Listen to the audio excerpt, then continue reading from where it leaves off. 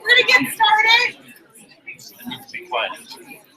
We are bringing in more chairs. I apologize. We had a lot of interest in this topic, so I apologize. We're making more handouts and we'll get more chairs, but I'm going to turn it over to Luke to go out and get started. All right.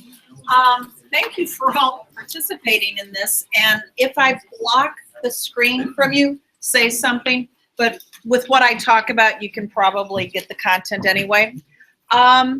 So I'm just going to be talking to you about the financial aid process, what you should be doing if you ask my opinion, and I'll tell you why you should do it, and where money comes from, what you can expect, and the biggest thing is when that big financial aid award package comes if you've applied for need-based aid. So ask questions as I go, because you might forget it. If it's something that is irrelevant, I'll ask you to wait until afterwards, because I'm happy to stay afterwards if you've got some personal questions. So since all of you are here, how many of you have already done the FAFSA? This is day 7 of the month of January. Holy moly. Okay. You had a happy new year, right? You're doing the FAFSA. Okay. Well, I'm going to be talking about the FAFSA only just a little bit, because Jerry's over there talking about the actual form. But why do you do it, and why would you want to do it? All of you, how many of you have kids who've already been admitted to school? They're happy, you're happy, and you really don't need to listen to me. Okay. And how many of you have older kids already in school? You've been through this goat rodeo and you just want to get more information? Not a whole lot of you. Okay, so all right. Those of you who do have experience, I will let you know, I want to let you know that each school can manage their financial aid in its own ways. We do have to follow federal regulations, so wherever there is federal money or state money involved, we do have to follow the same policies. But every school is unique, just like your kids are unique. So for those veterans that have been through this before, if I'm saying something that is slightly different than what you have experienced, raise your hand, tell me the difference, because it is the school that can make those differences, and that doesn't mean that any of us are better, righter, or wronger than the other one. Okay, we are doing our job by our institution. I happen to work for a small liberal arts college down south just a little bit. I am not here to sell my school. I am here to tell you about financial aid. As I go over this every time before I do a presentation, I dwell over how can I really make an impact with you people, because this is one of the most complex topics to explain and to understand. And for the most part, schools make the assumption that you believe everything we say, you're capable of doing it all on your own, and we're smarter than you are, and we don't really care that you don't know anything. I raised 5 kids, all of them have degrees. I think we dealt with 8 different schools, not because they switched schools, but we have higher degrees. I've been there. I've been on your chair. I started my oldest daughter in 1993. I paid off the last student loan last year. See, we do survive. However, I am still working and collecting Social Security, so does that tell you something? All right, so let's talk about the topics. These are the topics. I'm not going to give anything you can read. I'm going to let you do it. For those of you who can't see the screen, we are going to talk about the net price calculator. It's kind of a precursor to the financial aid, the different types of methodology. Where does financial aid come from? It doesn't come from the cloud. It does come from a real place. We are going to talk about student loans, because the media has done an excellent job at bashing federal student loans or any kind of student loans, all these kids graduating with too much debt. But I will tell you why they are not a bad thing, not something to be fearful of.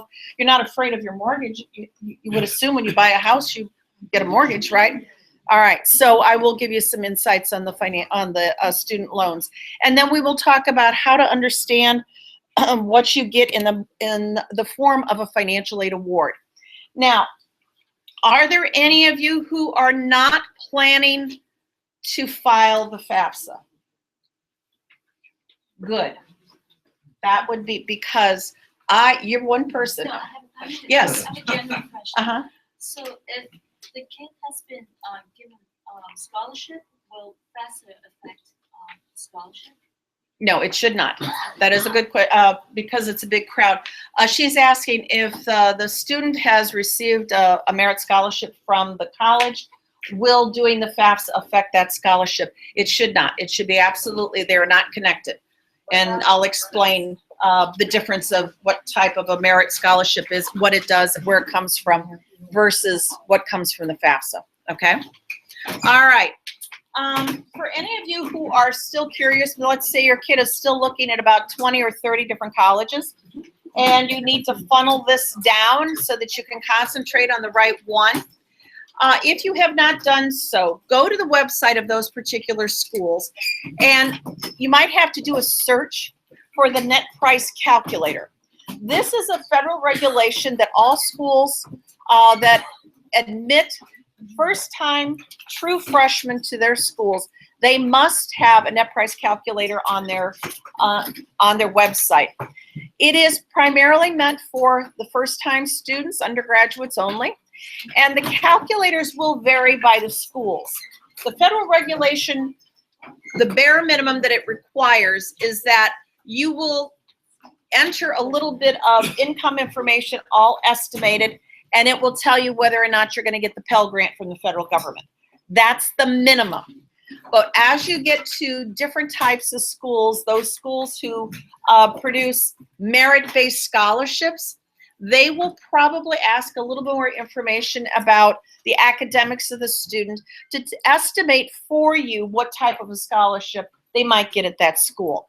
If it is a school that is has a large endowment, doesn't necessarily have merit-based scholarships, they may have a few different types of questions for you.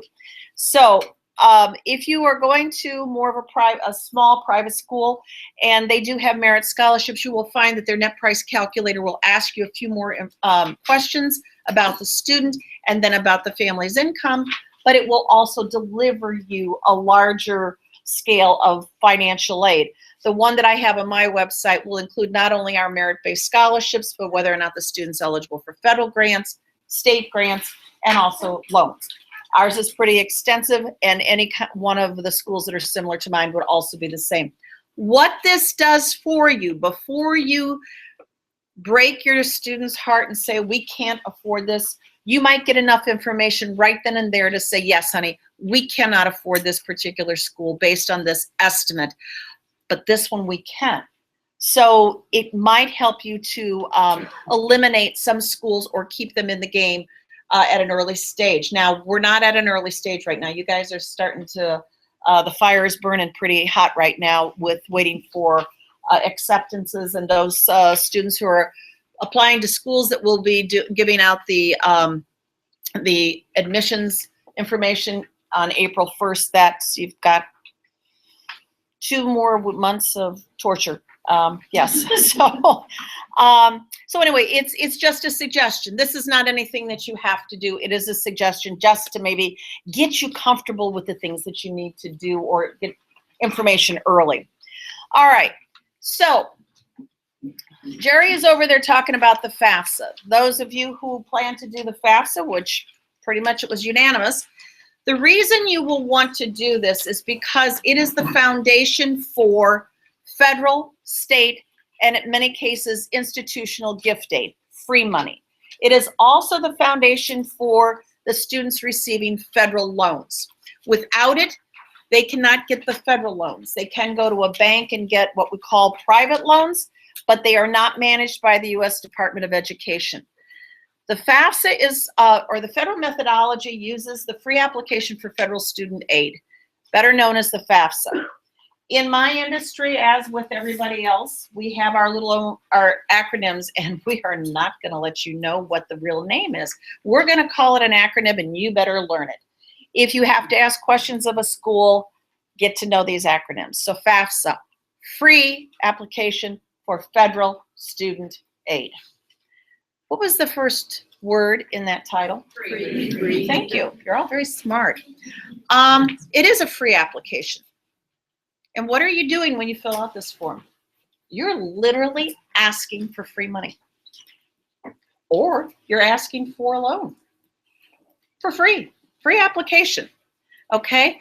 So I strongly discourage people from using people to help you do the FAFSA because the form is built for the average American family.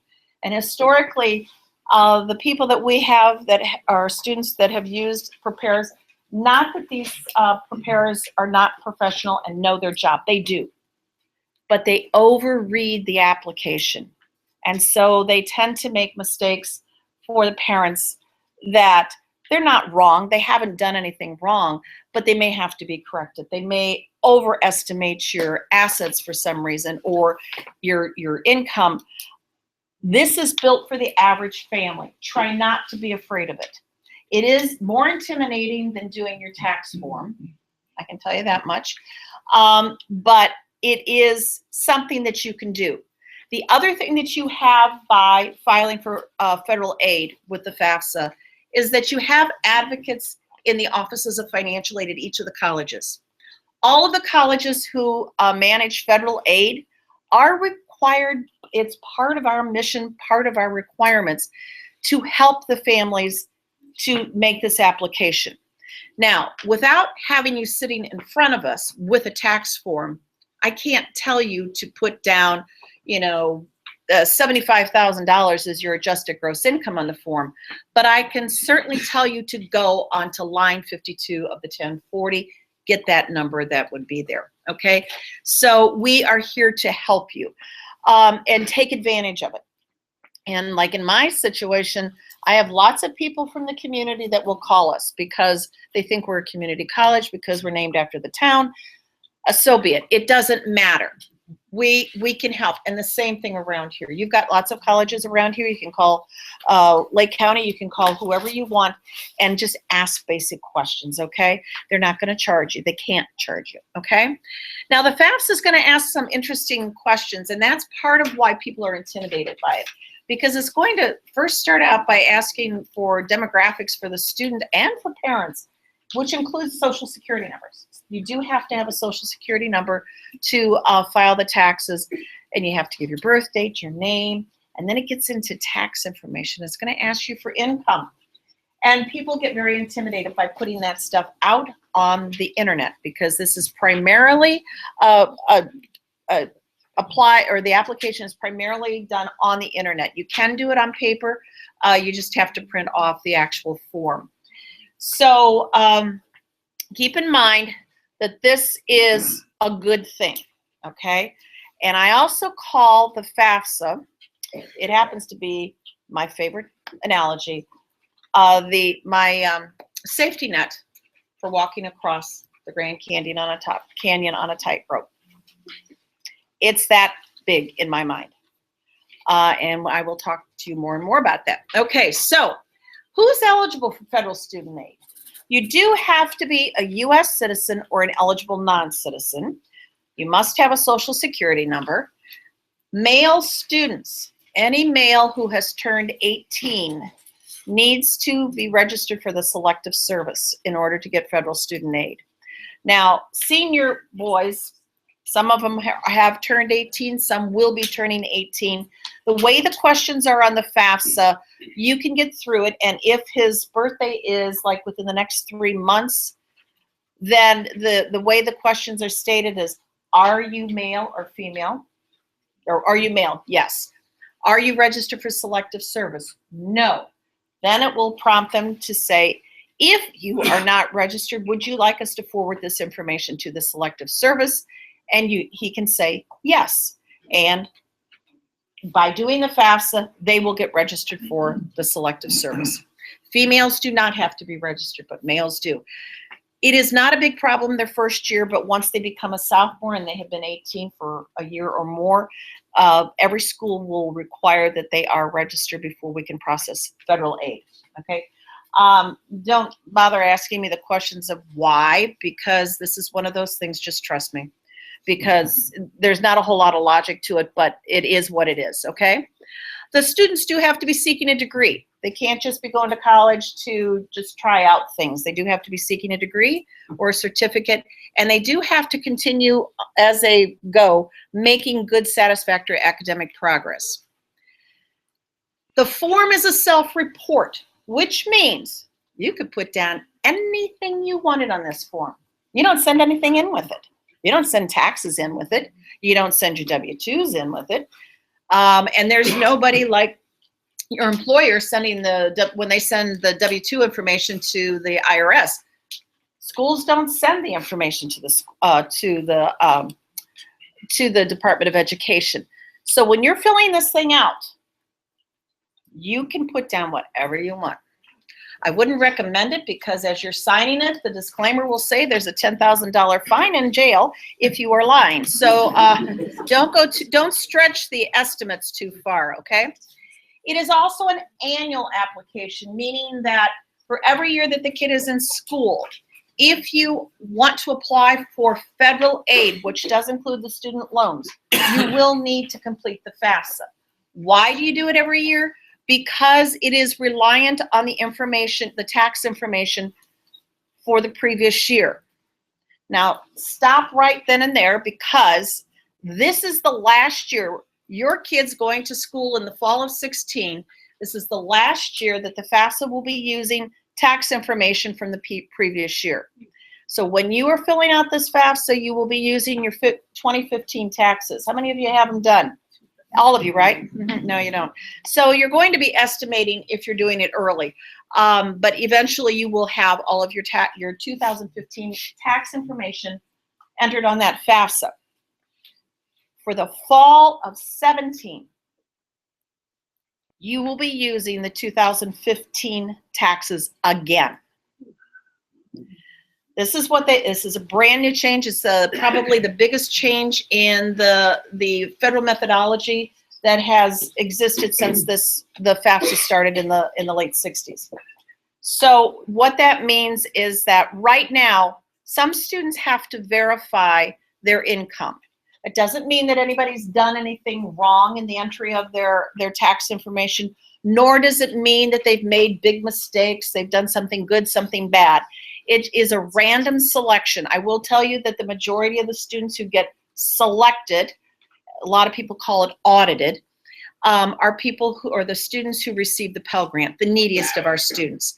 The government wants to make sure that they are spending their money correctly, giving it to the students who are truly in need.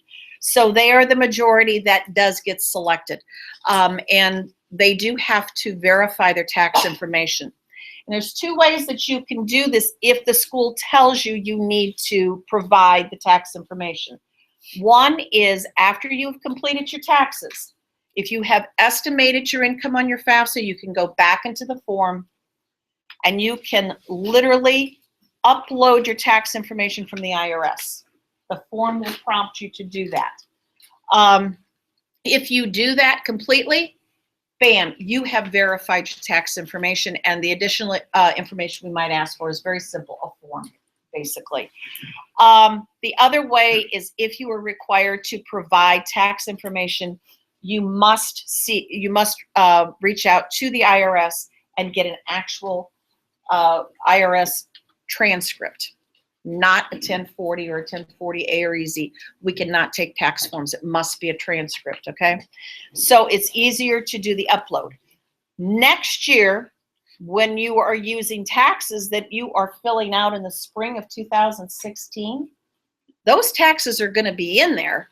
So the very first time you start the FAFSA, that tax information is going to be in there. You can upload it right then and there, and you will not have to make as many changes as you will this year. Yes, ma'am. So right now, we've got schools that need the form by February 1st. Mm-hmm. So we're estimating, because we may not have our Correct. W-2s and all those. Correct. By February 1st. That is correct. So then we can go back Mhm. in February, March, and then go adjust those numbers? Yes. That can be done. Just let me repeat what she said because it's a very good question.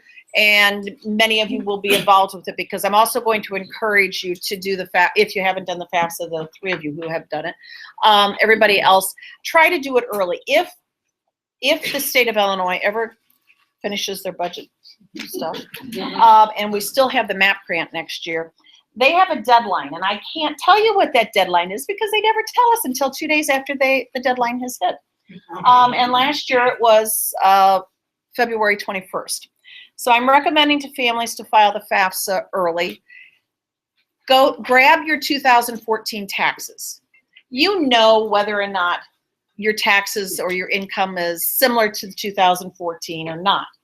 But if you use that tax form, it will guide, the form will guide you with what line items to get your information. You can use your 2014 taxes. And when you start out to, entering tax information, the first question is, what is the status of your tax filing? You can answer will not file, will file, or already completed. If you put down will file, that implies that you haven't completed your taxes and what you're putting down there is estimated. And as long as that information looks right to the schools for the new students, most of us will go ahead and award the student without getting the final update on those FAFSAs in our hands, okay? So we will go ahead and award.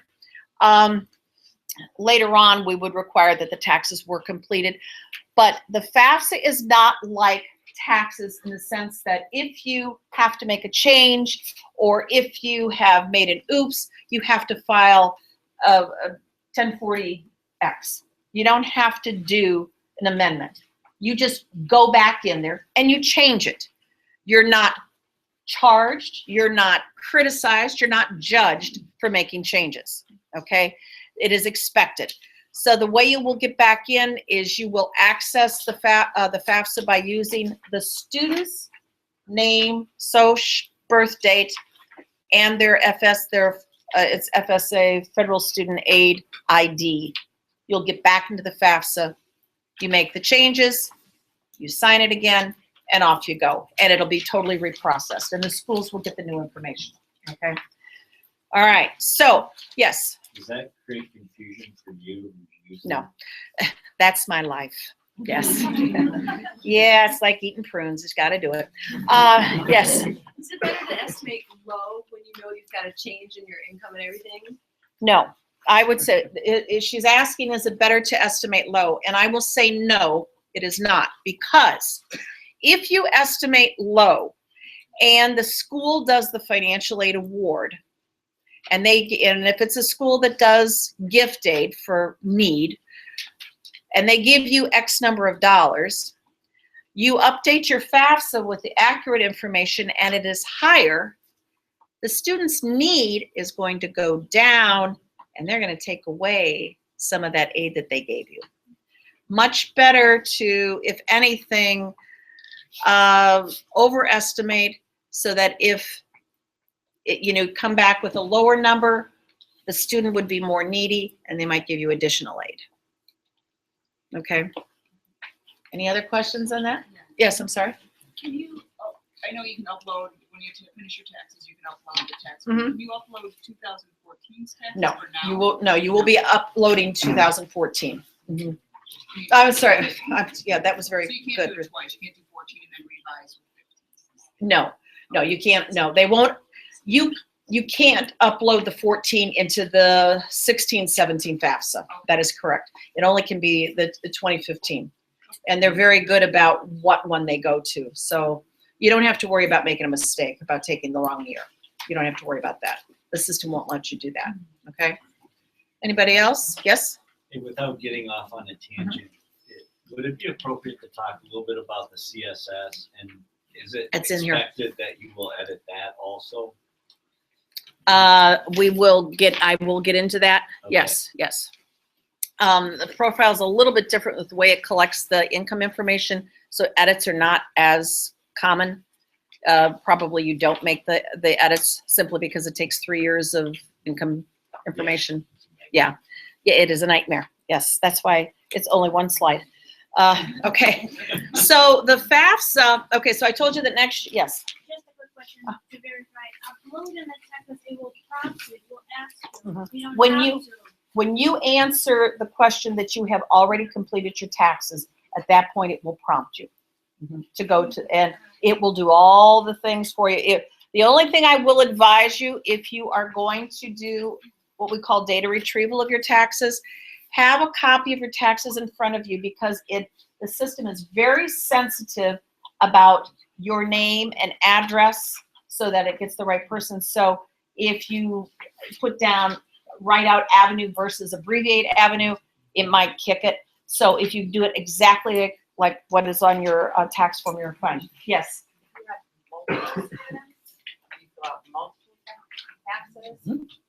You do, but I've got news for you.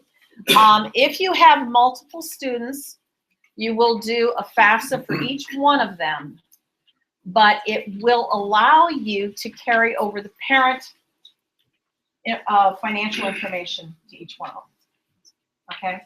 And then next year, you can upload their demographics, and then, so yeah, I've been there. So it's fun. Just follow the prompts. The instructions are fairly good. There is a phone number. They can also do live chat with you as far as getting some of your answers, or call the financial aid offices. Okay? All right? Okay, let's keep going. Now, FAFSA takes a look at the income of the family, income of the parents, assets of the parents, income of the kid, assets of the kid, how many people are in the household, how many of those people go to college at the same time. And then it has this 2-page, 4-column calculation that tells us how much you, as parents, are expected to pay for college for this kid for 1 year. It's called the Expected Family Contribution, acronym EFC. Now, my experience with the EFC is that there are 2 reactions, but 1 emotion. The 2 reactions are, you will either cry or you will laugh. And the emotion is fear. So, because they're going to tell you that you can afford $20,000, $30,000, $40,000 a year to pay for this kid's education, and you still got 4 other kids sitting at the table eating mac and cheese and hot dogs, and you're saying there's no way. Well, that's why we have financial aid. We have aid is the help, okay? So the FAFSA does that, and the schools use that in order to determine whether a student is eligible for any federal student aid, state student aid, institutional financial need-based aid, not the merit scholarships. This is not determining academic scholarships, and the student loans. So that EFC will let us know those different things. You will need to have an FSA ID for the student. The student is owning this form, okay? So you can go on to studentaid.gov, and you can get an FSA ID for your student now before you do the FAFSA, and 1 parent will also need it. And this ID is no different than a PIN number, but what it does is it will then give you access to other types of federal websites that has the student's information, and it is used as the signature on this form for both the student and the parent. How many of you did the FAFSA last year? There's probably not many of you. Okay, if you did the FAFSA last year, did you at some point go back in after April 10th and have to change to a FSA ID? Yes, okay, so you have it already. Any of you who have done the FAFSA in the past, if you've not gone back onto the website since April 10th, you will be prompted to change your PIN number to an FSA ID. Why they did it on April 10th and not January 1st? Again, I have no idea. All right. Okay. This form also determines who's independent. Yes, sir.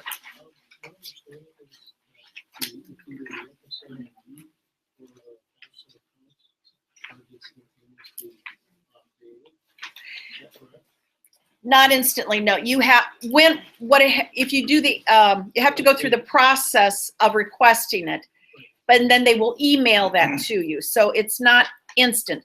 The PIN number it would give it to you like that. So you may have to wait a couple of minutes for it to come through your email. And then you can, It's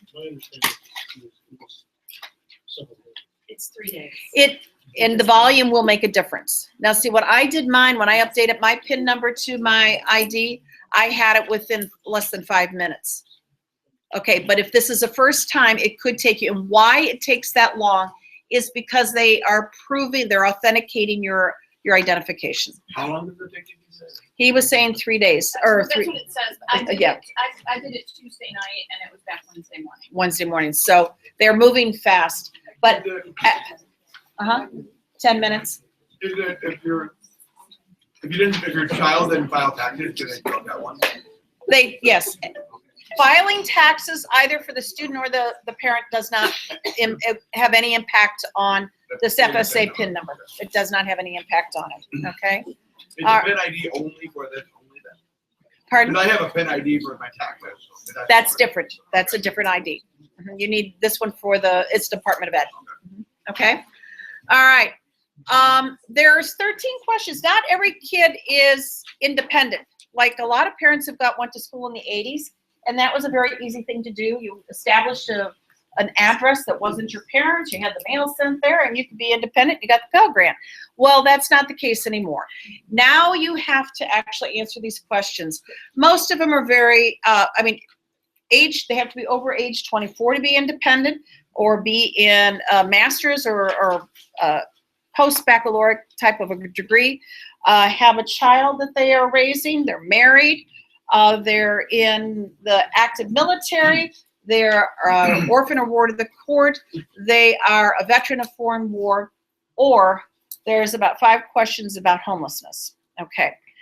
When I'm standing in front of a group like this, there are exceptions, but the majority of the students that are represented in this room will be dependent because they can't answer yes to any of those questions.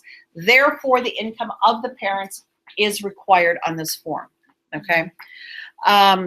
So you will want to have that ready when you're getting ready to do this. Your income tax, use the 14 to estimate, or if you actually get your 15 ones done. I would recommend that you look at this screen. You need to know your assets. It will ask for any educational accounts, any 529 accounts, if the family has them. They belong to the parent or possibly a grandparent. If they're a grandparent, you don't have to report it, but if it is a parent that owns them, then you must report it. And if you've got 10 kids and there's 10 529 plans in the household, you have to add up each one of those accounts and add it to your assets. The students generally do not own a 529 plan. They are the beneficiary. In the rare events that they do own it, we have the advice to tell you to include that asset under the parents because it is factored at a lower rate. You need to know about cash savings, money markets, bonds, but what you do not include in your assets are your personal home, any retirement accounts. You will have to report amounts that you have contributed to, that were untaxed, that went into your retirement account in 2015. If you did it through work, that number will show up in box 12 of your W-2. So if you have any retirement accounts, let's say they're worth just like the lottery, how many, $600, $700 million, and you only contributed $1 to that account, you would only report the $1 as an untaxed item. Now, if it's a Roth retirement account, you don't have to worry about reporting it because it's been taxed, okay? So like a 401k that you contribute to. Mm-hmm. Yeah, so you don't report the amount, how much that full account is worth, just what you've contributed to it, okay?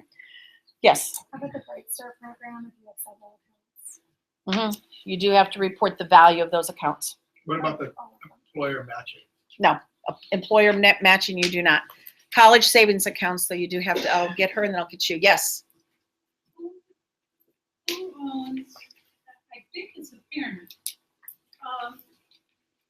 uniform gift to minors? The UTMAs and the UGMAs, nope, kid does. Kid does on that one. It's a trust fund. Take the money. Huh? This is not 18. That's right. You still have to, and it goes under him. Pardon me? Trust funds do not count. They do count. They do count. Under the student. Because it's the student, huh? Students ask that. Students. It goes under students' assets. Yes. I need to get her and then I'll get you. So two questions. So you said Bright Start, but what if it's a grandparent that did the Bright Start? Then, depending upon the school, you don't have to report it.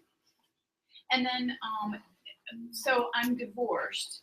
His dad has, I think, some 529 accounts too, but because he lives with me, we're basing it off of my income. That Does is he correct. Still have to report No. those. Okay. Not on the FAFSA. Not on the FAFSA, yes. And how about a Coverdale educational IRA? How does that go? That's a little bit different. I'm a little weak on that one. When you are on the FAFSA, it will tell you very specifically which ones. I don't, last year I had some information about the Coverdales and right now I'm weak on it. I'm not going to give you bad information. Sorry. Anybody else? Yes. I have a question. It asks a lot about your savings and your Mm-hmm. whatever, but what about if you owe student loans from previous kids who are in college? They Yeah. never ask anything like that. No, they don't. They don't care. They also don't care how big or small your mortgage is. Right. They don't. They don't, I didn't miss it. No, you didn't. Nope. But what I will tell you, well, you can try to present that to the school as a special circumstance for earmarked money that really isn't available to put into this kid, but most schools do not consider it a special circumstance. It's a choice. Yes. How about the students' income themselves? How do you Mhm. recommend that they have to report that? Yes, they do. Student has to report their income just like you do. They can make, and whether or not they file taxes doesn't matter because you follow the tax laws as to whether or not they're required to by the amount that they've earned. A student can make up to $6,500 a year, and none of it is factored into the EFC. Every dollar over $6,500, 50% of it gets calculated into the EFC. Assets. Students, pardon me? Pardon? 50%, half of it, over 6,500, anything over 6,500. Assets of students from penny one on that's reported, 20% of the students' assets are factored into the EFC. Parents, they have exclusions based on the age of the oldest parent because the older we get, the more they expect us to go to retire. So there is an exclusion rate depending upon your age, and then it's factored in at what's left over is factored at 7%. Big difference, 20%, 7%. So if the student has the type of an account that you can either liquidate and use their money to spend down the cost the first year so that it's not there the next year, do it. I'm not a tax expert. I can't give you any information on what is the legal way you can do this. But I will also tell you, if you are at the higher end of income or the very lowest end of income, it's not going to matter. It is the middle income families that the students' assets can affect how their EFC and potentially their need-based aid. Okay? Yes? Another quick question. This process, nothing with FAFSA, the child gets to know what parents have. That's questions right. or anything. So Well, unless do you no. let the child fill it, or do you? Technically, they don't have to know it. You can fill it out completely. You know their name. You know their social security number. You know their birth date. You can do it. I always did it. If you want to keep your privacy, you can do it. Who will know will be the schools. Okay? But it's just like working in a bank. You dole out enough $100 bills, it's just monopoly. So I don't look at names. I just look at the numbers. Okay? Yes? Is pension income the same? No, you do not. What you mean as an income? You will not have to report it separately because generally pension is taxable and will be on your tax form. So if there's a portion of it that is not taxed, then you have to report that under untaxed, but generally you don't have to worry about it. Mm-mm. It's not, you don't have to report it. If it's on your tax form as income and factored into your adjusted gross income, you do not have to report it at another place. Okay.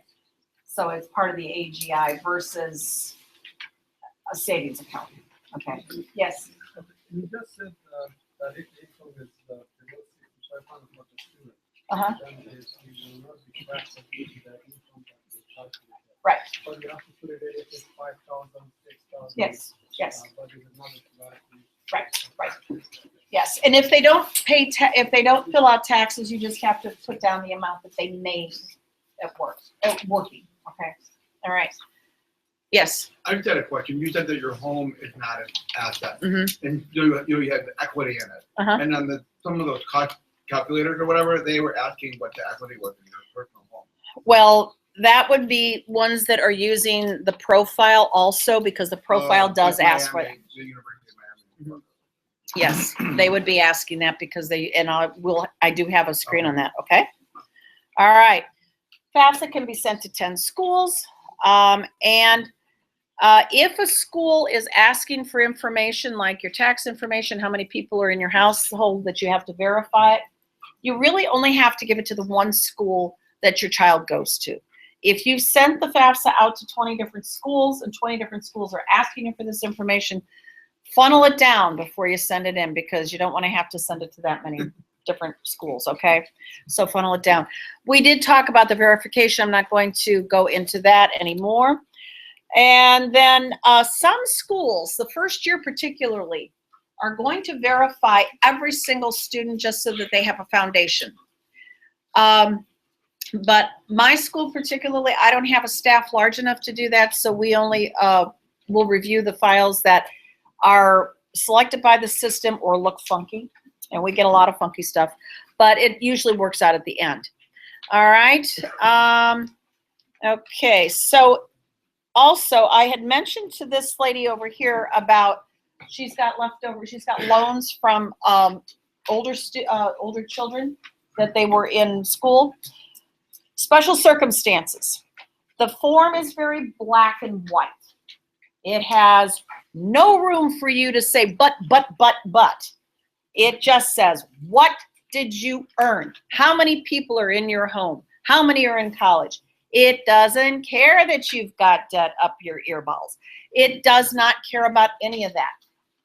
But the schools, each one of the financial aid offices, are required again by federal regulations that if a family is under financial distress because of loss of job or illness that has created medical bills that were not expected, private education costs, tuition, if you have younger children in private schools, you can take that and provide it to you, to the schools. If you got a one-time payout from a job, one time, they may take that into consideration to lower your income, lower your assets, and possibly make that student more needy.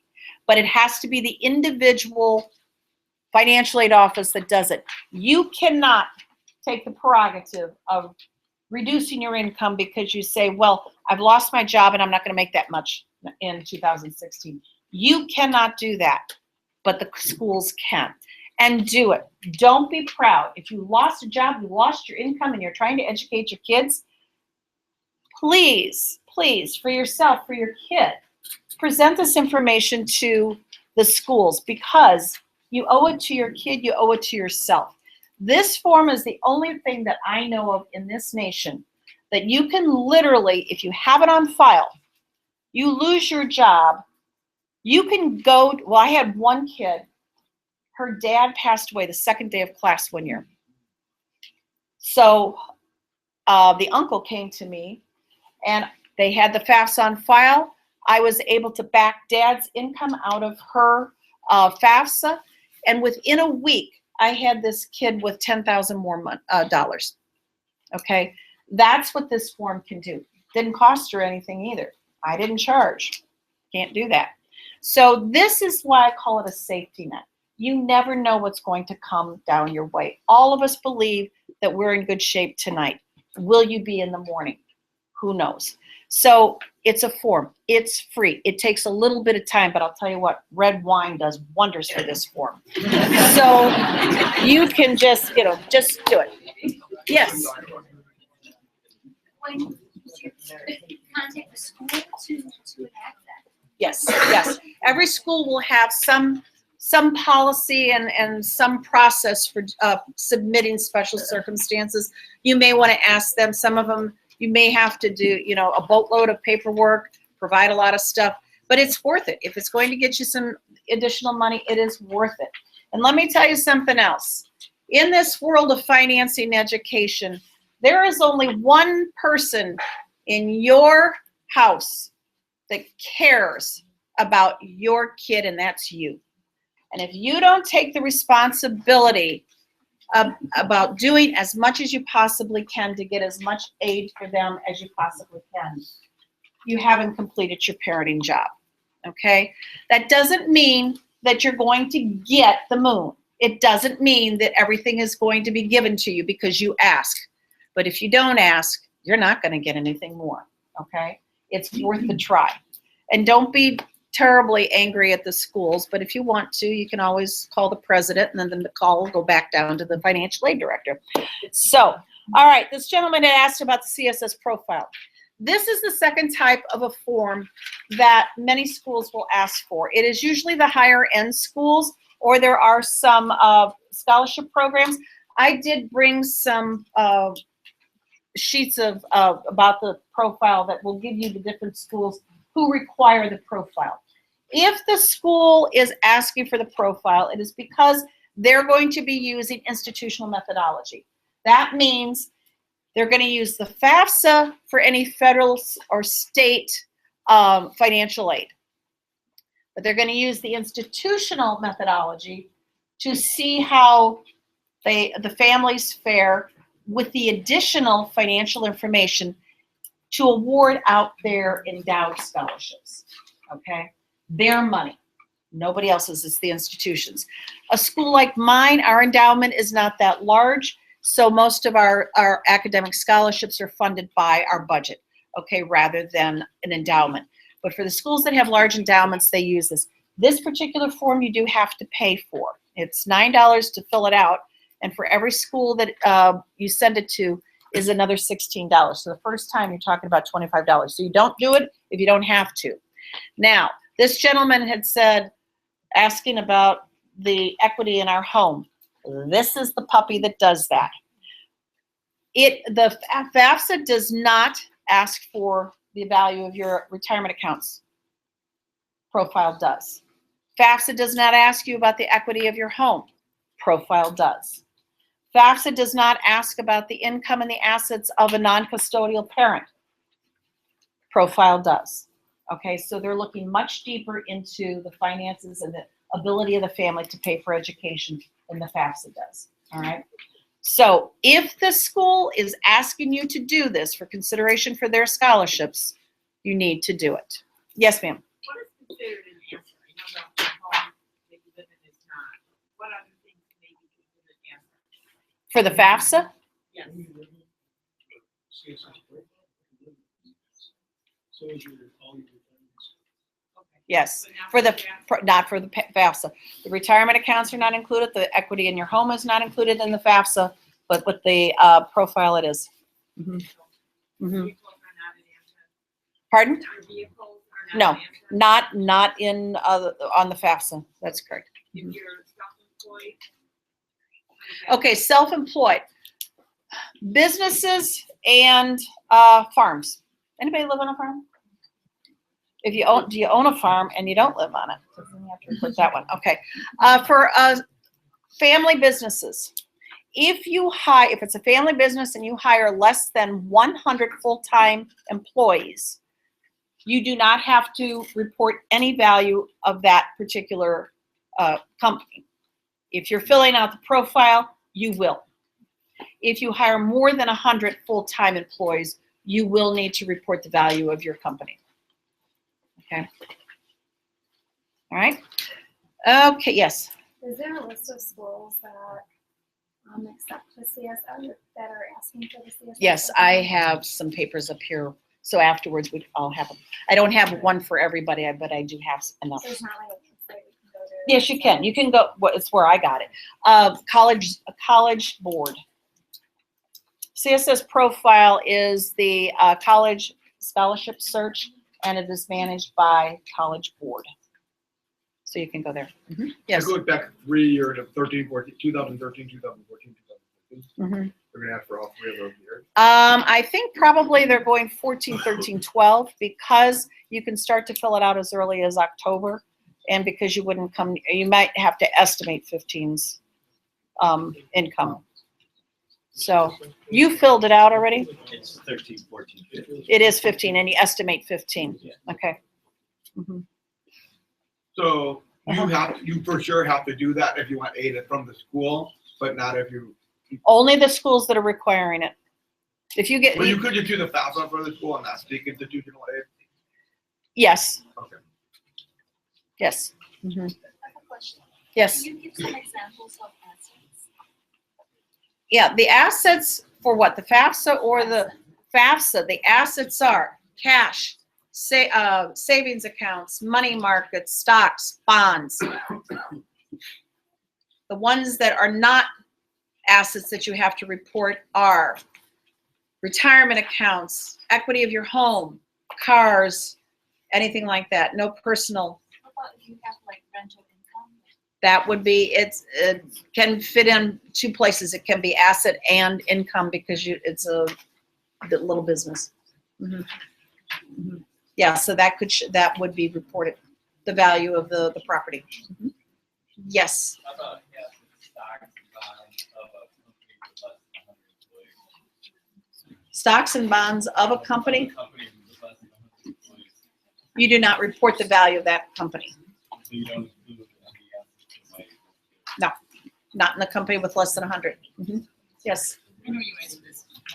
I Uh-huh. forgot. A 401k or 403b, is that clear? No, because it is a retirement account. Think about the fact that the government, somebody thought about us retiring, okay? Somebody did. One person did, at least a woman, very vocal. All right, let's keep moving on. If you have to leave, you can, I'm sorry, go ahead. So just to clarify, so if you fill out the FAFSA, does it say, okay, well, if you're like attending this school, then you must No, also. FAFSA does not, So no. how do you know? The school whether tells you. The school will give you the information. And when do they tell you that? Like after you've submitted the test? No, no, it would have done it at the beginning. On the website, they say that you will just Yeah. as well.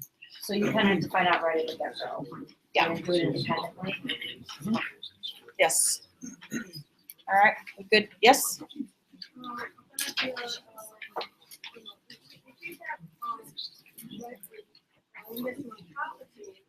Because of the housing market, you're not making money, you're losing money. Is that you have to go and fix up or? If you have that type of property and you literally are underwater, you have no equity. Because if you had to sell it today, just because, I mean, you probably, if you have a loan greater than the value of the property, it is not an asset at this point. Okay, it's a burden.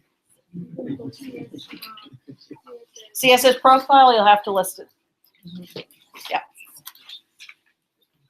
Oh, yes. So share this profile different from the grant from government? No, no. The money that comes from having, for the schools that are asking for the profile, the money that is, the eligibility that is determined from the profile is institution money only. Not any government money. So the some schools that use both of them for CSS profile and CAPSA, but they give students two sources of money or? Yes, yes. Add up the from. They use both methodologies. They'll use the FAFSA to determine if the student is eligible for the Pell Grant, and they'll use the profile to determine whether the student has eligibility for their gift aid And then add up the both of them. together. if a college has CSS, say Harvard or one of those, do they usually require you to fill out the FAFSA as a prerequisite before you can fill out the CSS? That is a good question. That will depend upon the school. Yes, I actually couldn't, I'm gonna ask this gentleman, the profile guy. Did you have to do the FAFSA before you, they did not require the FAFSA? What, just the profile? Now, a lot of them, yes. They asked, yeah. Right. CSS was due like November 5th. Yeah, okay, because it's available October 1st. Okay, yeah. So they're saying that they were not asked to do it right away simply because the FAFSA wasn't available. My recommendation is do it the first year, the FAFSA, as well as the profile. It's not going to do you any harm by doing it, okay? Yes. A build on that with, so the schools requiring the CSS, is that a prerequisite for the non-need-based merit scholarships as well? Not necessarily merit scholarships. It would be That's a money. separate process. Yeah, there's so many different types of funding from schools. Like our merit scholarships, we are budgeted for those. Then there are need-based grants, meaning we have students who have more need than the family can afford, so we have a grant. I use my endowed money for those need-based grants, but I don't use the profile. But the schools who do use the profile, they would fill in that need money with their endowed funds, and determining how needy a student is, the profile would give them that information. Okay. Yes. I was just wondering if you could comment a little bit. I see on this person some comments about loans, student loans. Yes. and you're talking about that. Yeah. Yeah, I'm okay. Just making sure everybody's covered, and that's where we're heading. Okay. All right. I'm going to skip over the type of aid because I've talked enough about need and non-need. Need is a word in my vocabulary that really doesn't have a definition that anybody in this generation, not your generation, the kids' generation, understand. Because it means that you need something. And I said, when was the last time you had a kid who needed a pair of shoes because there was a hole in the sole? You remember that? Some of us are old enough that we do remember holes in our soles. So need but it is a calculation. Based on the income of the family, how much the college costs, if the calculation on how much that family is determined to be able to pay for this cost is less than what the cost is, then there's need, okay? Some of the loans are need-based, meaning that there is no interest accruing while the kids are in school, so that is how they are need-based, meaning that the kid needs the help. At least the loans are free while they're in school. So that is a good thing, free use of money. Non-need based are usually the merit-based scholarships that are strictly dependent upon the kid.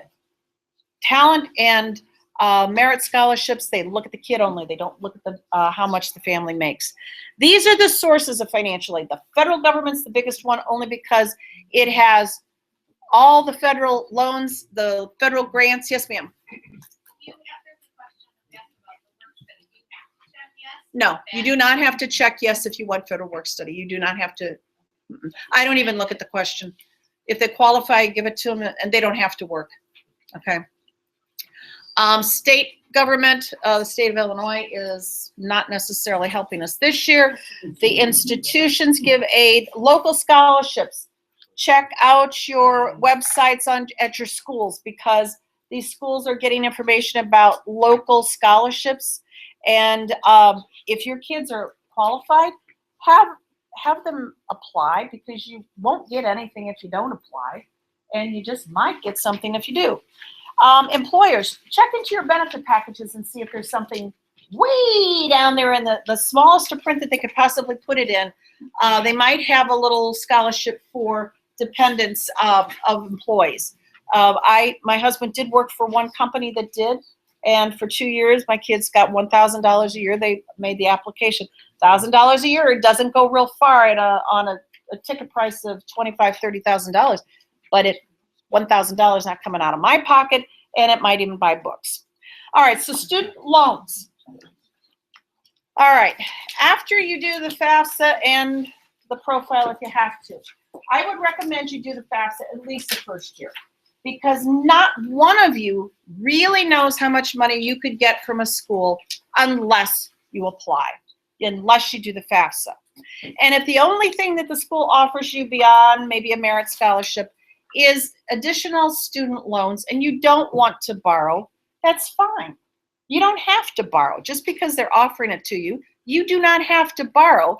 And then if you don't want to do it the next year, that's your choice.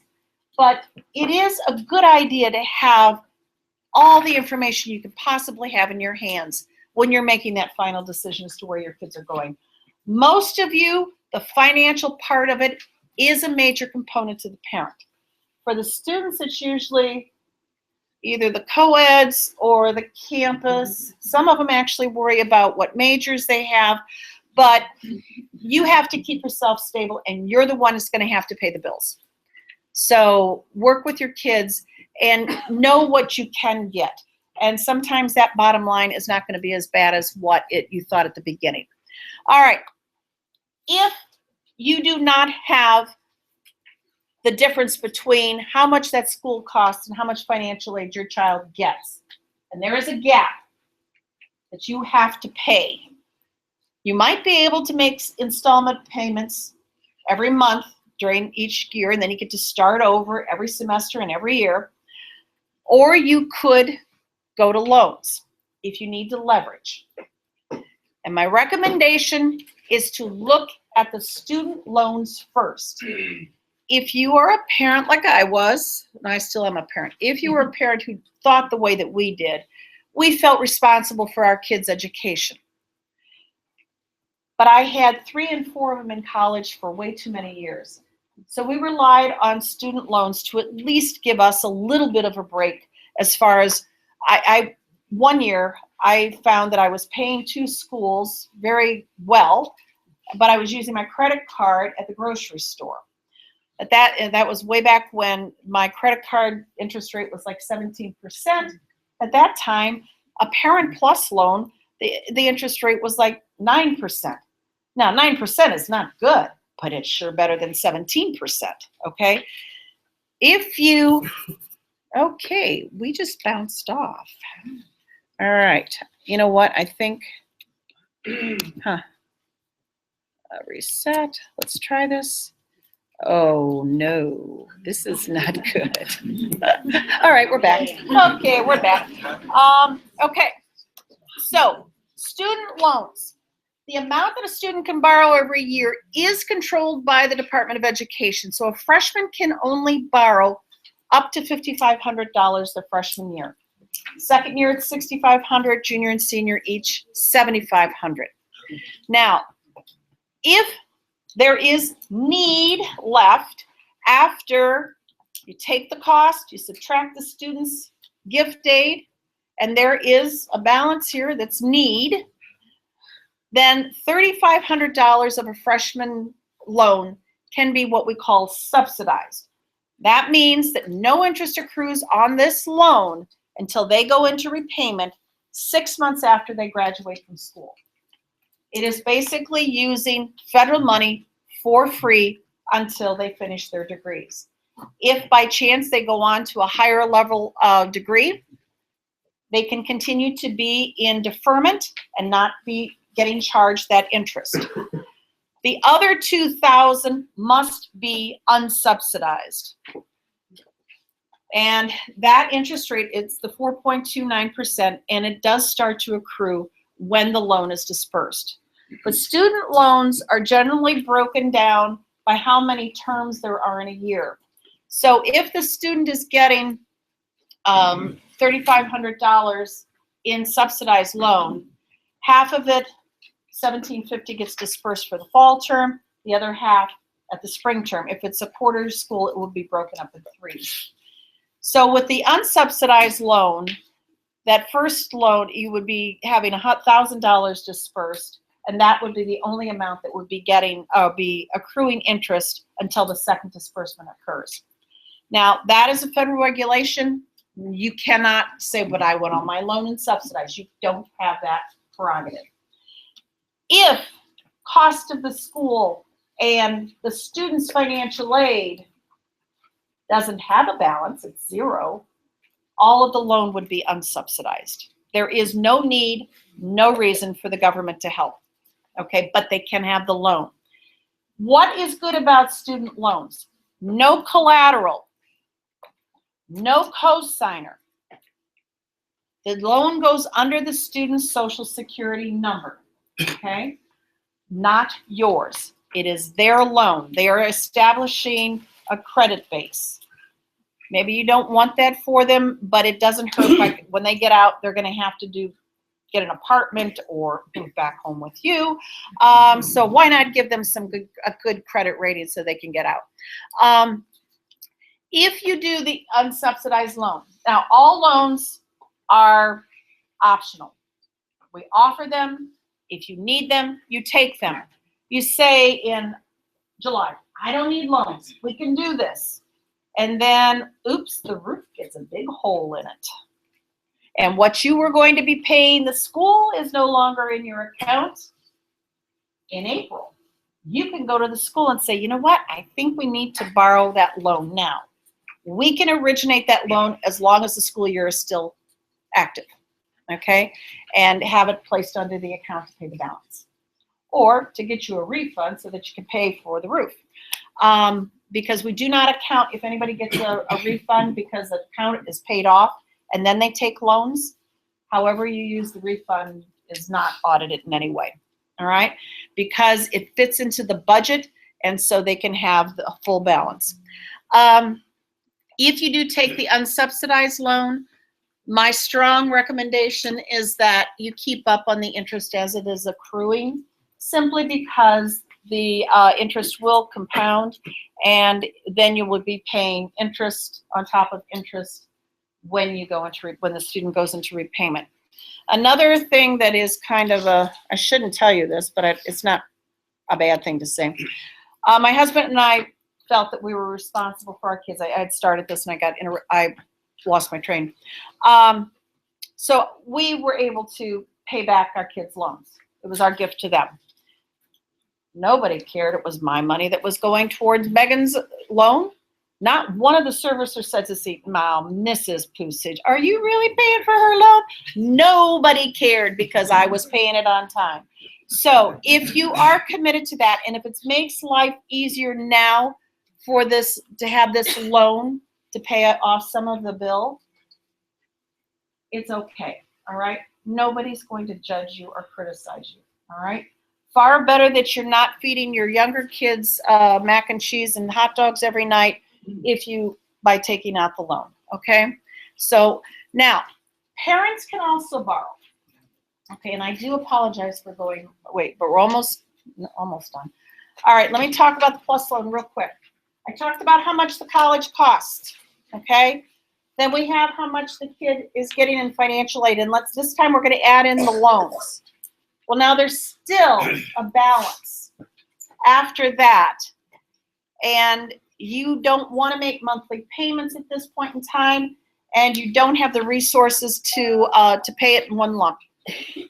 One parent of the student in a dependent situation can apply for a Parent Plus loan. It goes to the federal government just the same. The difference with the Parent Plus loan is that there is a credit check with the application. Student only has to fill out the FAFSA, they get the loan. Parents do have to go and do this separate application. And a very quick credit check is done. You're either approved or denied. If you're approved, you can have as the full amount of that gap. You don't have to take that much, you can take a lesser amount. You can request as you're doing the application to defer the repayment of that loan until this kid is out of school, okay? Ma'am, are you okay? Did I give you enough on the loans? Okay, you're okay. Anybody else have questions about loans? Got one more, yes. What is a Stafford loan? It's just a name. It's like, it could be the Pusich loan. It just happened to be the congressman that came up with it. But it is the federal, it has many names. It's got federal student loan, Stafford loan, direct loan, all the same thing. Pardon me? No, I do have a question. What's the maximum Stafford loan? For freshmen, $5,500. Is that all can be unsubsidized, or you said 3,000? It could be. It could have as much as $3,500 subsidized, or it could have all of it unsubsidized. It can have broken down. It's just that we have to watch the need, and we cannot exceed that in the Oh, subsidized so it's loan. gonna depend on the family. Correct. Spouse over. That is correct. That is How much unsubsidized and subsidized they can get. right. That is correct. That is correct. Is everyone Yes. guaranteed the 5,500? Yes. Mhm. As long as it's not a school that the cost is really low and he has enough of gift aid. Yes. Do you apply for the student loans through the school's financial aid? The school, yes, the schools should put the, a loan on the award letter, offer it, and all the processing goes directly through the school. That's why they call them direct loans, because we offer the loans. You don't have to go to bank. You can't go to banks for the federal loans. Okay, you can go to banks for private loans, but not the federal ones. We do all the origination directly with the Department of Education. The money comes into the schools. It goes straight to the students' accounts. If there's a credit balance, the student can get a refund. And there is a promissory note, which is done once for 10 years of use. And the student does not have ask information about references, not co-signers. The only reason they're looking for references is after they're out of school, and if they drop off the face of the earth and they're not paying, the Department of Ed has somebody to contact and say, do you know where Johnny's living so I can get that loan? Okay. Award letters. After we have gone, you've done all your work, the kids admitted, you've done the FAFSA, the CSS profile, and it's time for us to do our work. They have their merit scholarships. We look at the FAFSA to see if they're going to get Pell Grant or the state grant. We determine their eligibility for the student loans. This is called their financial aid award. Now, in this day and age, a lot of it is done electronically, so the student might get an email stating that they can go onto a secure website and look at their financial aid, or they might get a packet of a whole lot of consumer information and a letter that outlines every one of their financial aid awards, all right? These award letters should also give you an idea of the cost of the college and what you would be expected to pay after this financial aid award is subtracted. The school will also give you the information about how to apply for the loans. Generally, it's not an application, it is simply an acceptance of the loan. And then we would give you information then to what website to go to do this master promissory note.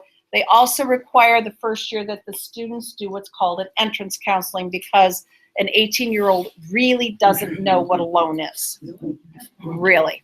And I am shocked that the feds figured it out, but they did, and it's a good thing, okay? But there is a website that they would do, and most schools prefer that they do it online because there's a Q&A at the end, and they have to answer at least 70% of it correct, otherwise do it again. All right, so when you get this from the school, please read it. Read all of it. And the reason you need to read it is because there might be stipulations on the renewal of certain financial aid awards, like scholarships. They may need to maintain a certain GPA.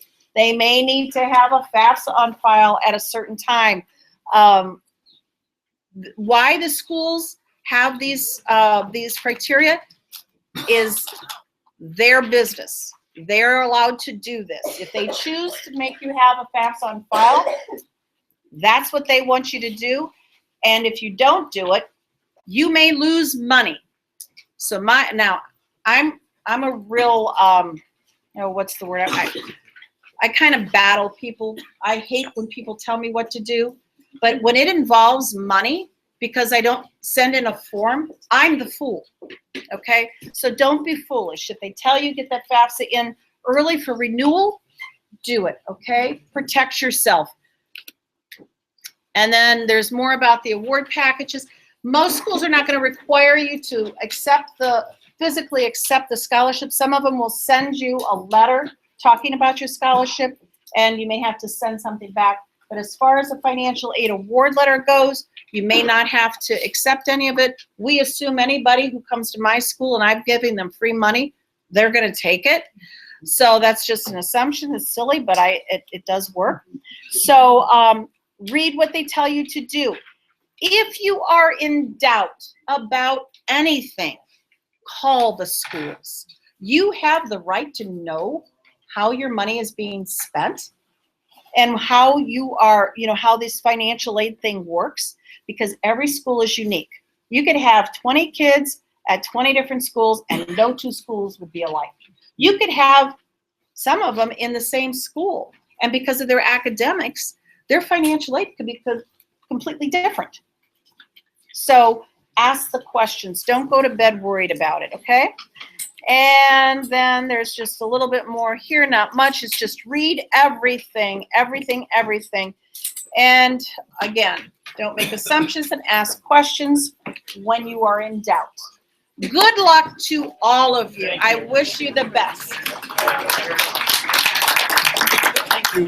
You're quite welcome. So the FAFSA for students. Follow me. I want to get this. For students going to matriculate this fall, one available. Hey, what's up?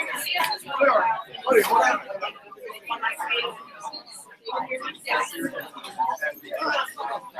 Hey, what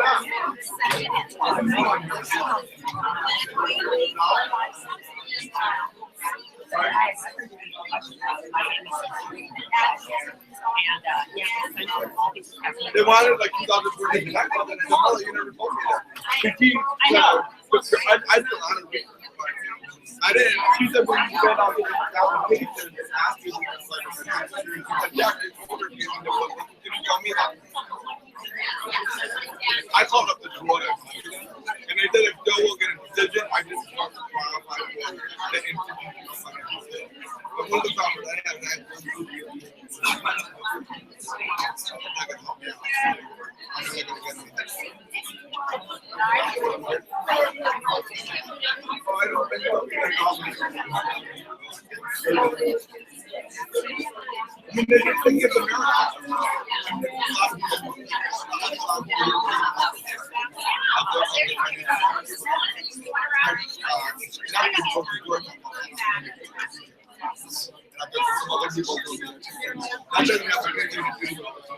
don't think I'll get it. I mean, they give the Yeah. Well, the fabric good though, I mean, I don't think my kids get the food. Because I want them to help pay. I want them to have so they don't blow it. Like, their money. You know what I mean? 20 grand. I mean, after 4 years, I'm thinking if they can have it, you know. I got. So I told my no, but I didn't really. I think that you just have a safe in your system. I'm not going to say it. But you should have a safe in your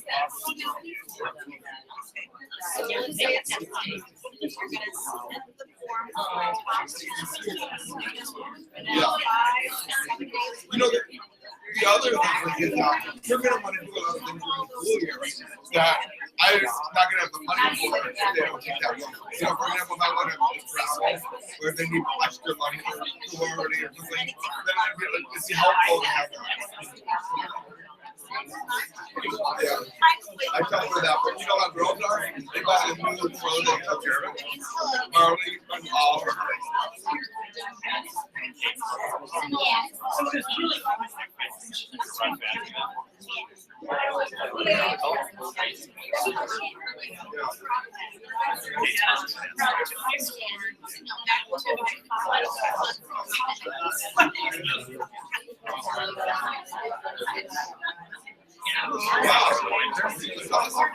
Marley makes I mean, from here, she's like, well, it's like a couple